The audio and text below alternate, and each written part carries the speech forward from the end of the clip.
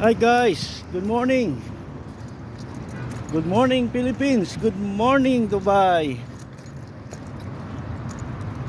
Have a blessed Monday to all of us. So, kamusta naman po kayo dyan? Shoutout sa inyong lahat. Sa ngayon, wala po tayong inquiry uli. Pero gusto ko lang ibahagi sa inyo ang aking kasiyahan. Dahil nga po yung in-unbox ko na drone is tinesting ko, nagyan ko siya ng battery and doon lang sa loob ng room, parang pinaandar ko lang gawa nung pinag-aaralan ko pa yung pinaka setup niya at saka paano lagyan ng paa.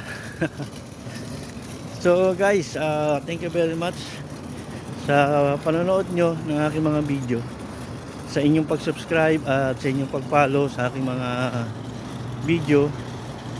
So maraming pong salamat. Please like and share and comment po. Una-una na po yung pakishare po yung sa OFW loan na scam. So mag-ingat po kayo dun sa clickbait na yun, ha. So paki-share lang po pagka napanood nyo. At maraming pong salamat. Shoutout po sa mga nagko-comment doon na nagte-thank you at napanood po nila yung mga videos ko. So sa ngayon wala pa tayong update, guys.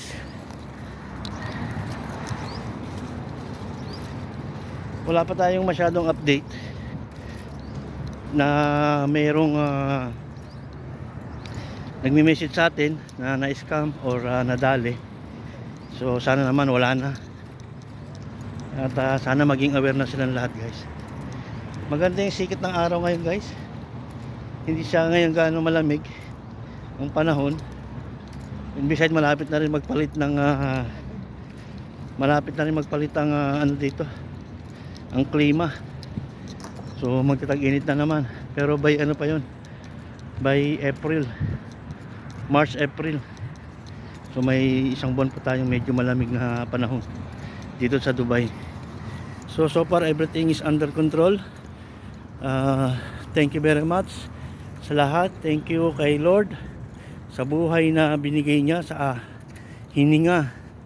Nakadagising natin ay meron tayong hininga, may buhay.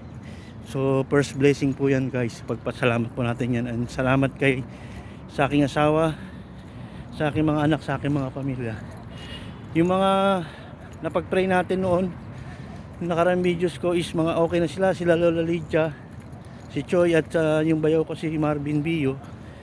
So okay na po yung kalagayan nila. Salamat sa praying nyo. And yun na, lagpas na nga sa oras.